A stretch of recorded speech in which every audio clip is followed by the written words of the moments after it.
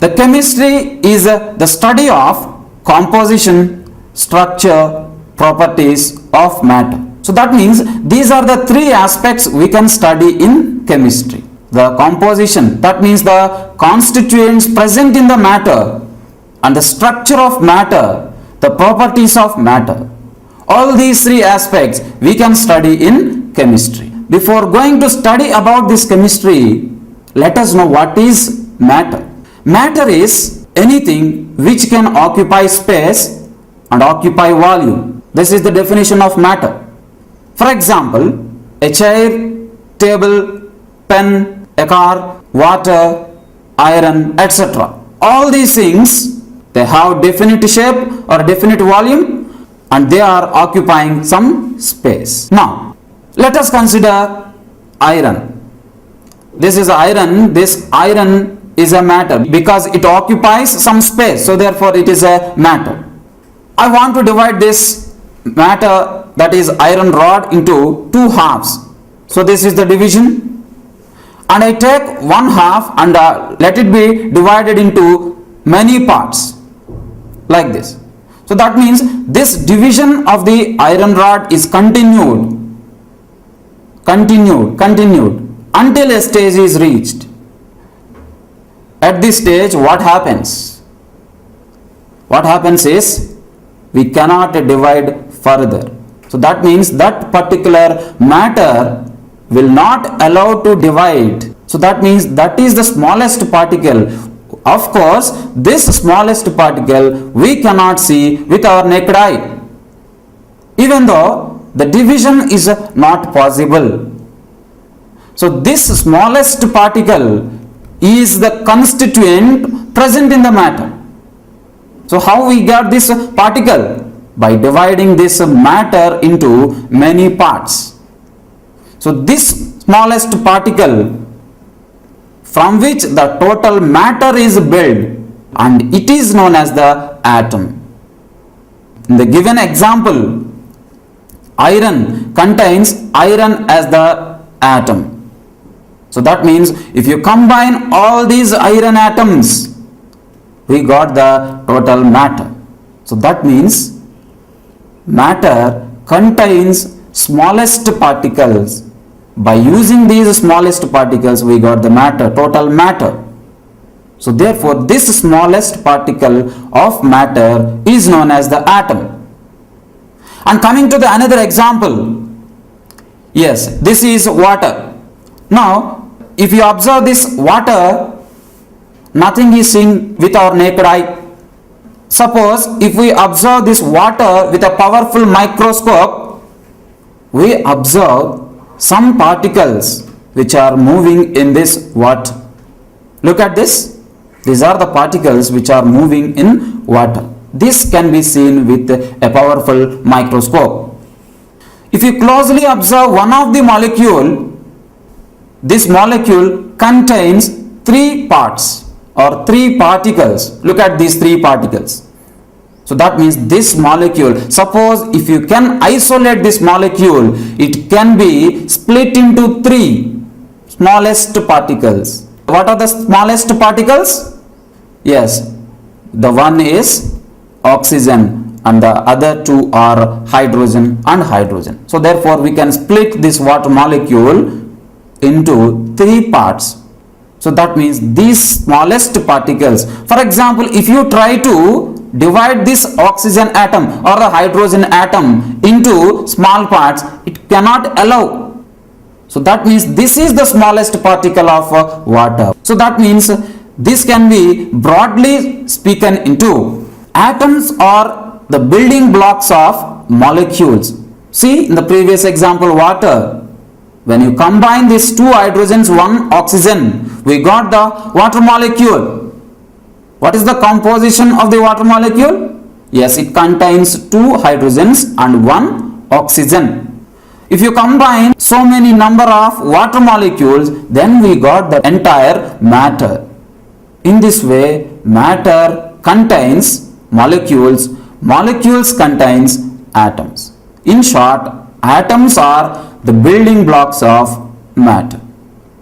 Now coming to atomic structure. atomic structure mainly deals with the structure of the atom.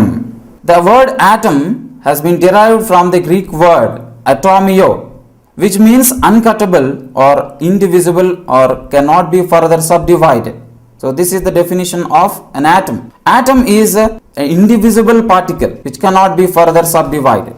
Now, many attempts have been made to propose the complete study of internal structure of the atom. So because our aim is to study the internal structure of the atom. So for this study, many attempts have been made. So based on certain observations and experimental results, Dalton had proposed atomic theory. The main idea of Dalton atomic theory was the atom is regarded as the ultimate particle of matter. So this is the main important postulate or the idea of Dalton atomic theory. But this Dalton atomic theory is mainly based on the law of conservation of mass, the law of definite proportions and the law of multiple proportions. All these laws were formulated by Lavoisier. So based on these laws, the Dalton had proposed his atomic theory. So let us know what are the important postulates of Dalton atomic theory. The main postulates of Dalton atomic theory are, so here we are mentioning only the main postulates. Matter is composed of tiny indivisible particles which are called atoms. So that means, as we have already discussed about this, when you consider this water which contains molecules, these molecules are once again contains atoms. So therefore matter is made up of atoms. Now another one is atoms are neither created nor destroyed. So you cannot create an atom and we cannot destroy an atom. So that means simply an atom can transform from one form to another form or one element to another element. Now atoms of a given element are identical in all respects. Suppose if you consider a matter, this matter contains a similar type of atoms. Next one is atoms of different element are different from each other. The final conclusion drawn from the Dalton atomic theory is atom is the ultimate particle. It is the smallest particle of matter. This is the main assumption of Dalton atomic theory. This Dalton atomic theory is having some limitations. With the discovery of subatomic particles or electron, proton and neutron, it was concluded that atoms can be further subdivided. Whereas according to Dalton, atom is the tiniest particle or the smallest particle of matter. But later experiments shows that this atom contains the subatomic particles called electron, proton and neutron. So therefore the Dalton atomic theory was failed. Why this failure is? Because the atom contains the subatomic particles electron, proton and neutron. Though Dalton atomic theory could not give convincing explanation, it laid the foundation for the development of modern atomic theory. This is the first and foremost atomic theory.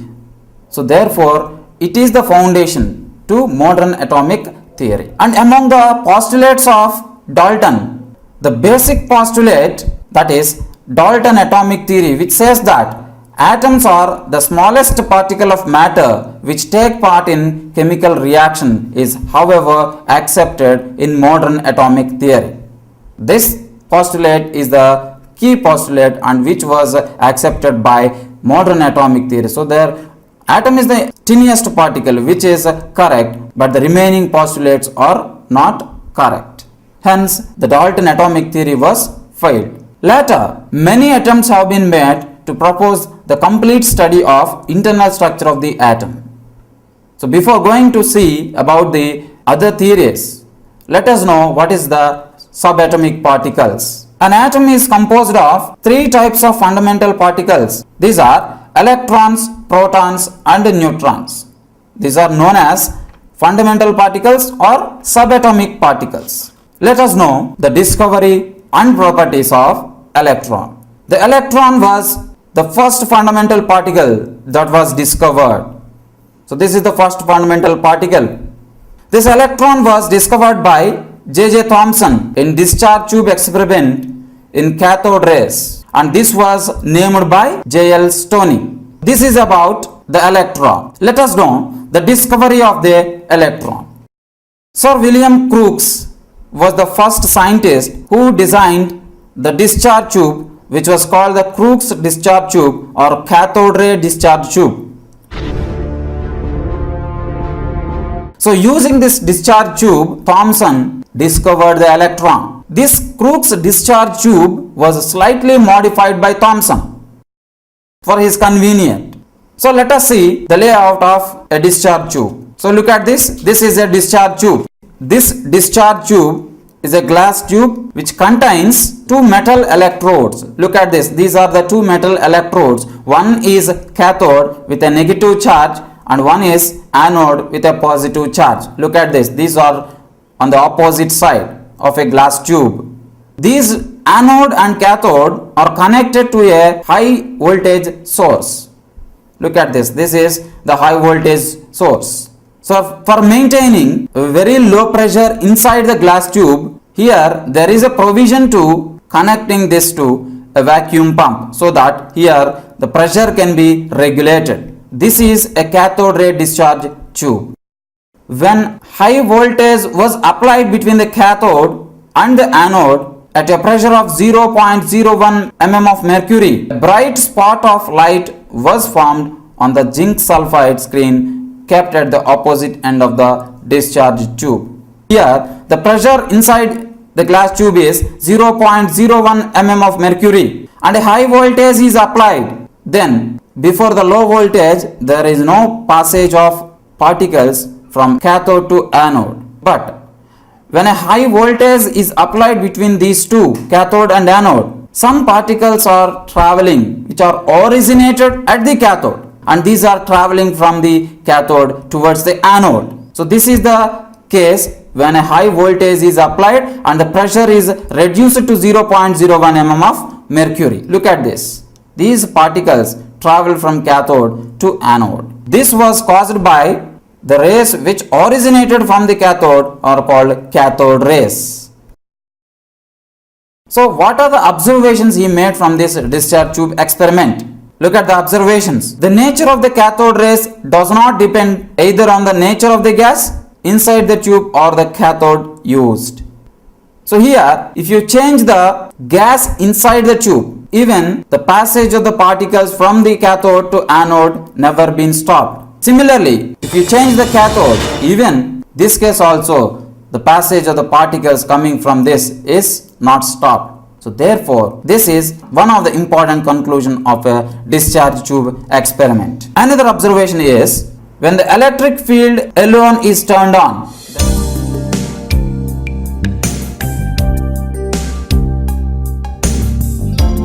when the magnetic field alone is kept,